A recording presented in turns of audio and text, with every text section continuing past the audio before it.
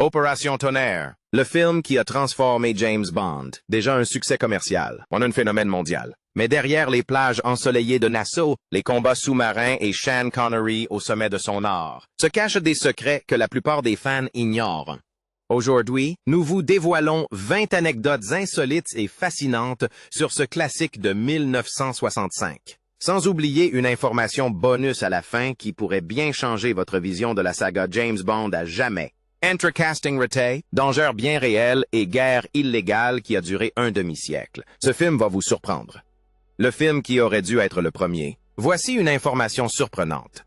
Opération Tonnerre n'était pas censé être le 4e James Bond, mais le premier. À la fin des années 1950, Ian Fleming collaborait avec le producteur irlandais Kevin McClory et le scénariste Jack Whittingham pour développer le tout premier scénario de James Bond. On l'appelait Opération Tonnerre. Mais lorsque Fleming adapta le scénario en roman sans créditer correctement ses collaborateurs, une véritable tempête juridique éclata. McClory porta plainte et le procès s'éternisa jusqu'en 1963. En conséquence, Opération Tonnerre fut abandonnée et Dr. No devint le premier James Bond au cinéma. Sean Connery lui-même a déclaré que le premier scénario de Bond qu'on lui avait donné à lire était Opération Tonnerre. Le jetpack était bel et bien réel. Cette évasion en jetpack dans la scène d'ouverture, ce n'était pas un effet spécial, pas une maquette. C'était un vrai homme qui volait dans les airs avec une fusée attachée dans le dos. L'engine était une ceinture de fusée Bell, initialement conçue pour l'armée américaine. Il était piloté par Bill Sutter, un jeune homme de 19 ans qui avait décroché le poste après avoir tondu la pelouse de Wendell Moore. L'inventeur du jetpack, le hic, l'autonomie de vol n'était que de 21 secondes. Une seule erreur et le pilote s'écrasait au sol. Connery était filmé séparément sur un écran de rétroprojection, tandis que Sutter effectuait les vols proprement dits à Shadow Dull, en France. Au départ, les producteurs voulaient que Bond vole sans casque pour plus de style, mais Sudtor a refusé de réaliser la cascade sans équipement de sécurité. Du coup, Connery casqué a été ajouté en post-production. Bien joué, Bill. La terreur authentique de Connery à l'écran. Vous vous souvenez de ce moment dans la scène du bassin aux requins où Bond sursaute et se sauve en catastrophe? Ce n'est pas du jeu d'acteur, c'est de la peur véritable. Le chef décorateur Ken Adam avait installé une barrière en plexiglas dans la piscine pour séparer Connery des requins. Mais la barrière n'était pas bien fixée. Et lorsqu'un des requins a réussi à la franchir, Connery a gelé hors de l'eau à une vitesse jamais vue. Adam a raconté plus tard que Connery marchait pratiquement sur l'eau pour sortir. Le réalisateur Terren Young a confirmé en entrevue que plusieurs des réactions de panique de Connery lors des scènes sous-marines étaient tout à fait authentiques. L'équipe ne pouvait garantir sa sécurité et ces moments critiques ont été conservés au montage final. C'est l'un de ces rares instants où le danger à l'écran est parfaitement réel.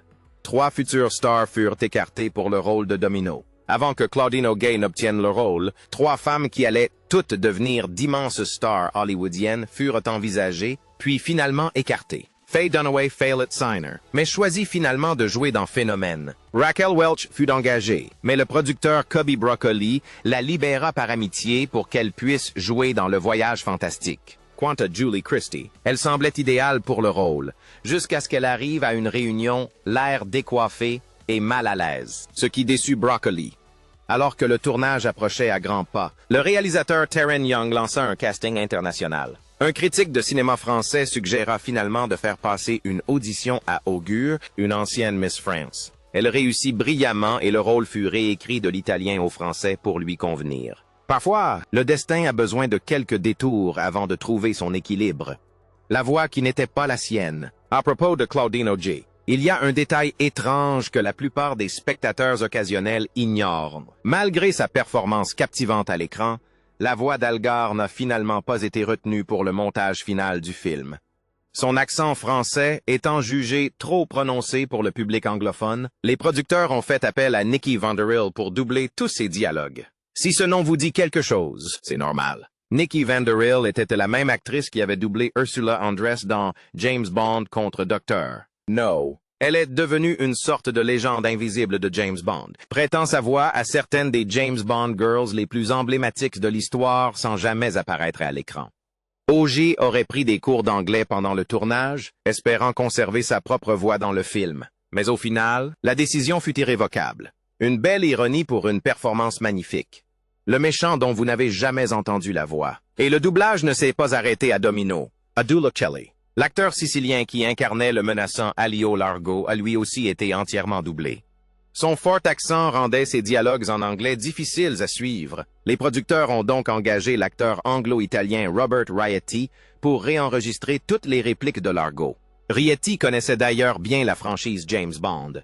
Il avait auparavant doublé la voix de John Strangways dans Docteur. Noët la reprendrait plus tard pour Rien que pour vos yeux. Ainsi, lorsque vous regardez Opération Tonnerre, cette voix suave et autoritaire de méchant que vous entendez n'est en réalité pas celle de l'acteur à l'écran. La présence physique de Sy était suffisamment imposante pour rendre Largo inoubliable. Mais sa véritable voix n'a jamais été utilisée. Deux voix dissimulées, deux performances superposées, la magie du cinéma des années 60.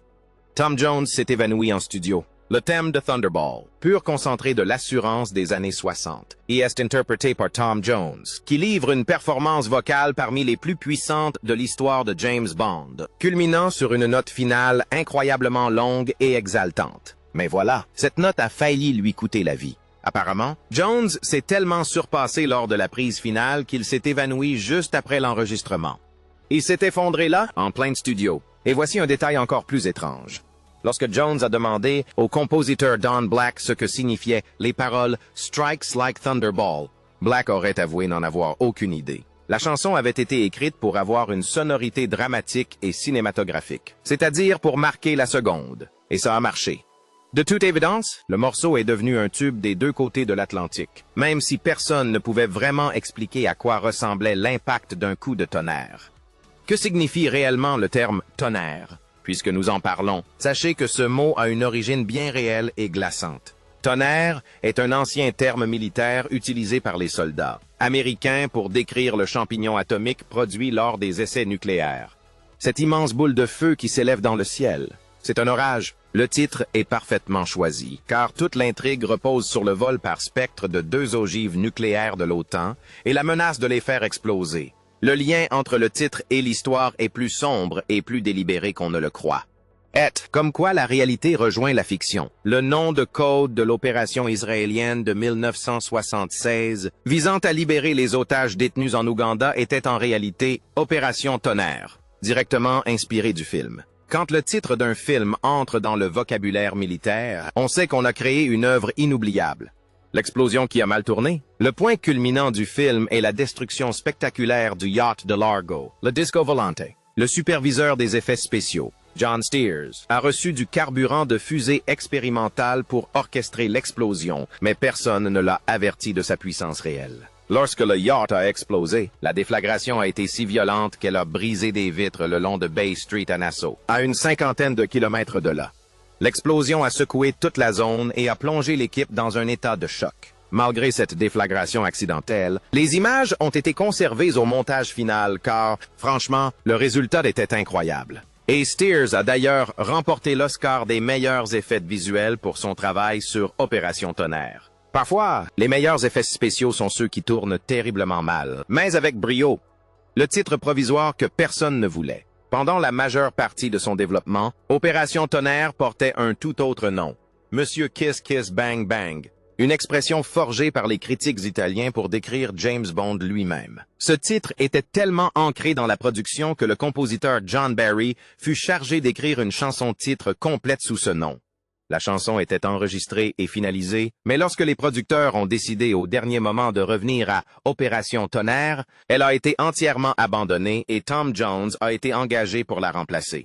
On peut encore entendre la version originale de Monsieur Kiss Kiss Bang Bang dans les bonus du DVD. C'est un aperçu fascinant d'un film de James Bond qui aurait pu avoir une toute autre identité. Parfois, un simple changement de nom suffit. Avant de poursuivre, si vous appréciez ces analyses approfondies de l'histoire de James Bond, n'hésitez pas à cliquer sur « J'aime ». Partagez en commentaire votre moment préféré de Opération Tonnerre. Et si ce n'est pas déjà fait, abonnez-vous. Votre soutien nous encourage à continuer à créer ces vidéos et nous est précieux. Johnny Cash souhaitait interpréter le thème. Tom Jones n'était pas le seul musicien à vouloir prêter sa voix à Thunderball, la légende de la country. Johnny Cash avait même écrit et soumis sa propre version d'une chanson intitulée Thunderball au producteur, mais elle fut refusée. La version de Cash avait une tonalité plus sombre et mélancolique, très différente du Fast Big Band que Barry et Jones ont finalement offert. Bien que la version de Cash n'ait jamais été retenue pour le film, elle est devenue une curiosité parmi les fans de James Bond et les collectionneurs de musique. Imaginez l'effet qu'aurait eu le générique d'ouverture avec la voix rauque de l'homme en noir sur fond de silhouette sous-marine au lieu de celle de Tom Jones. Deux visions de Bond radicalement différentes, séparées par un simple coup de fil. Le James Bond qui a arrêté de fumer. Voici un détail subtil qui échappe à la plupart des fans. Opération Tonnerre est le premier James Bond où l'agent Sept ne fume pas une seule cigarette à l'écran.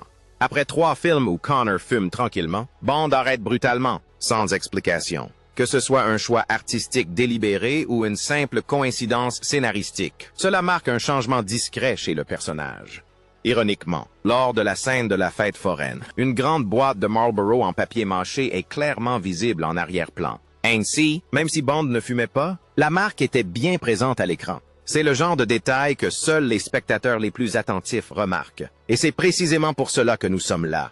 La bataille sous-marine fut chorégraphiée par un monstre. Cette bataille sous-marine colossale, qui marque le point culminant du film, est l'une des scènes d'action les plus ambitieuses du cinéma des années 60, et son chorégraphe possédait un parcours pour le moins atypique. Riku Browning, qui mit en scène toute la séquence de la grotte et le combat sous la discothèque volante, était surtout connu pour avoir incarné le Gilman et la créature du lagon noir en 1954.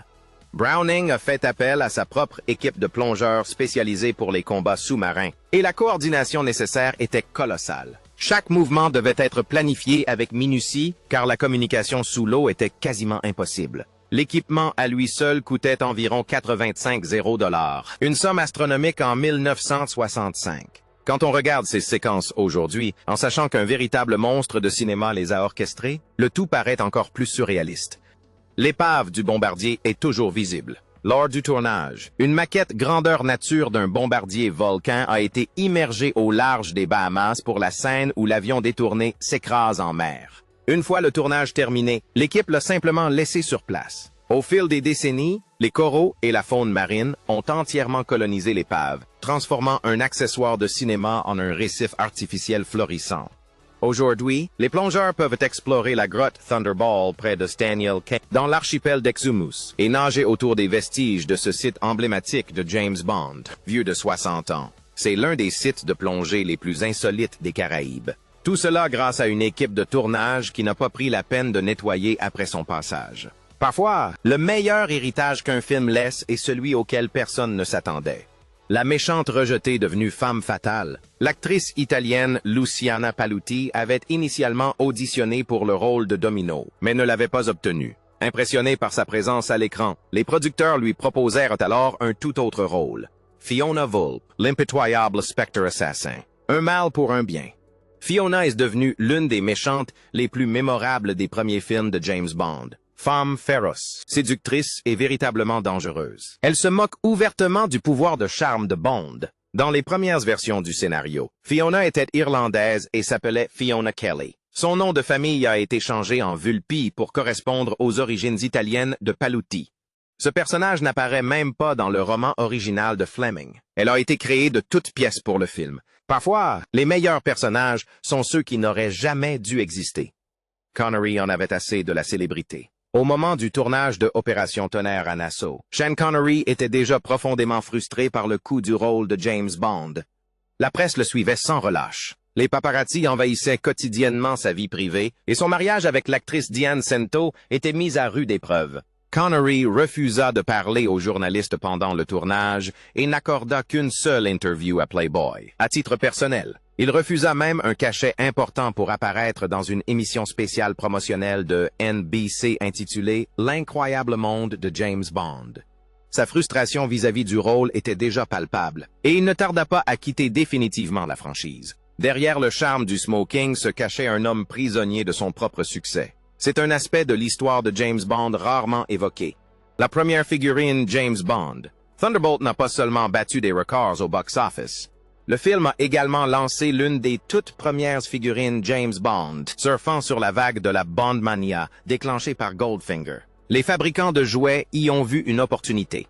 Alors que GE, Joe dominait le marché du jouet. Une figurine de Bond apparaissait comme un concurrent naturel. Il en a résulté une gamme de produits dérivés qui a largement dépassé le cadre du film. Boîtes à lunch, jeux de société, maquettes et, bien sûr, la figurine. C'était le début de James Bond en tant qu'empire commercial, bien plus qu'une simple franchise cinématographique. Aujourd'hui, les objets de collection James Bond de l'époque de Opération Tonnerre se vendent à prix d'or. Ce qui n'était au départ qu'un produit dérivé d'un film est devenu un véritable phénomène culturel. Le chien qui a volé la vedette. Lors du tournage d'une séquence du carnaval Junkanoo à Nassau, un imprévu s'est produit. Un chien s'est introduit dans le champ et a fait ses besoins juste devant la caméra. Le monteur Peter Hunt a d'abord coupé la séquence, la jugeant inutilisable. Mais lorsque les producteurs Broccoli et Saltzman ont visionné les rushs, ils ont adoré. Ils ont trouvé la scène tellement drôle et authentique qu'ils ont insisté pour qu'elle reste dans le film. Si vous regardez attentivement la séquence du Junkanoo, vous pouvez apercevoir le chien faire ses besoins tandis qu'un groupe de manifestants coiffés de coiffes sept surdimensionnées défile derrière lui. C'est un de ces moments improvisés, imparfaits, mais parfaitement authentiques, qui donnent au film un véritable caractère. Même James Bond ne peut rivaliser avec un chien doté d'un excellent sens du comique. Le système de récupération par crochet aérien était une véritable technologie militaire. La fin du film, où Bond et Domino sont récupérés d'un radeau de sauvetage par un avion volant à basse altitude à l'aide d'un système de crochets et de câbles, semble relever de la pure fantaisie hollywoodienne. Mais elle était basée sur une méthode d'extraction militaire tout à fait réelle, appelée système de récupération solaire Fulton, plus communément connu sous le nom de skyhooking. L'avion utilisé dans la scène était un Boeing B-7J fortement modifié. Conçu à l'origine comme prototype pour le programme de récupération de satellites de l'US Air Force, la technique consistait à gonfler un ballon attaché à un harnais, qu'un avion accrochait ensuite à grande vitesse, important la personne hors du sol. Cela paraît insensé, mais cette technique a réellement fonctionné et a été utilisée lors d'opérations militaires réelles pendant la guerre froide. Aujourd'hui, l'extraction par hélicoptère a remplacé le skyhooking. Mais en 1965, c'était une technologie de pointe. Le premier et unique aperçu de tous les agents zéro. Opération Tonnerre occupe une place à part dans toute la franchise James Bond. C'est le seul film où l'on voit tous les agents O réunis dans une même pièce. Lorsque M convoque une réunion pour informer le MI6 du vol nucléaire, les 9 agents O sont convoqués. Bond arrive en dernier et prend place au 7e siège en partant de la gauche. Une confirmation visuelle subtile de son statut de sept. Les autres agents sont filmés principalement de dos, préservant ainsi le mystère autour de leur identité. Mais cette scène offre aux fans un aperçu rare du monde qui s'étend au-delà de Bond lui-même. Elle suggère tout un univers d'agents secrets opérant dans l'ombre, chacun avec ses propres missions et son histoire. 60 ans plus tard, aucun autre film de James Bond n'a jamais égalé ce moment. Elle demeure absolument unique en son genre. Anecdote bonus. La bataille juridique qui a façonné toute la franchise James Bond. Vous vous souvenez du début de cette vidéo? Opération Tonnerre devait être le premier film de la saga, mais un procès a tout bloqué. Voici l'élément qui change la donne. Lorsque Kevin McClure a obtenu les droits d'adaptation d'Opération Tonnerre devant les tribunaux, il n'a pas seulement acquis le roman, il obtint les droits d'adaptation cinématographique de l'histoire, des personnages et, surtout, de l'organisation criminelle créée pour le scénario, le Spectre. Et avec le Spectre arriva son chef, Ernst Stavro Blofeld. Pendant des décennies, la possession de ces droits par McKill empêcha les films officiels de James Bond d'utiliser le Spectre ou Blofeld. C'est pourquoi les méchants ont disparu de la franchise après Les Diamants sont éternels en 1971. C'est aussi pourquoi Roger Moore et Timothy Dalton n'ont jamais affronté Blofeld à l'écran. McClure a utilisé ses droits pour produire Jamais plus jamais en 1983, faisant revenir Connery dans le rôle de Bond dans un remake direct de Opération Tonnerre. La bataille juridique a fait rage tout au long des années 1990 et 2000, Sony tentant même de lancer une franchise Bond concurrente en utilisant les droits de McClure. Il fallut attendre 2013, 7 ans après la mort de McLean, pour que ses héritiers trouvent enfin un accord avec MGM et Danjaq. Les droits de Spectre et de Blofeld furent enfin acquis, moins d'un an plus tard. Le 24, et James Bond était annoncé Spectre. Un procès intenté plus de 50 ans auparavant avait façonné le destin de toute la franchise. Chaque choix de méchant, chaque scène coupée, chaque bataille juridique, tout trouve son origine dans Opération Tonnerre. C'est pourquoi ce film n'est pas simplement un excellent James Bond. C'est le James Bond le plus important jamais réalisé. Opération Tonnerre est bien plus que le 4e opus de la saga. C'est le film qui a fait de Sept un phénomène mondial, repoussant les limites de la technologie cinématographique, au sens propre comme au figuré, et qui a discrètement déclenché une bataille juridique qui a redéfini la franchise pendant un demi-siècle. 60 ans plus tard, ses séquences sous-marines émerveillent toujours. Sa musique est toujours aussi entraînante et les coulisses du film sont tout aussi captivantes que les images à l'écran. Si cette analyse approfondie vous a plu, n'hésitez pas à liker, à laisser un commentaire pour nous dire quel fait vous a le plus surpris et à vous abonner si ce n'est pas déjà fait. À bientôt! Les plus beaux secrets sont souvent les plus évidents.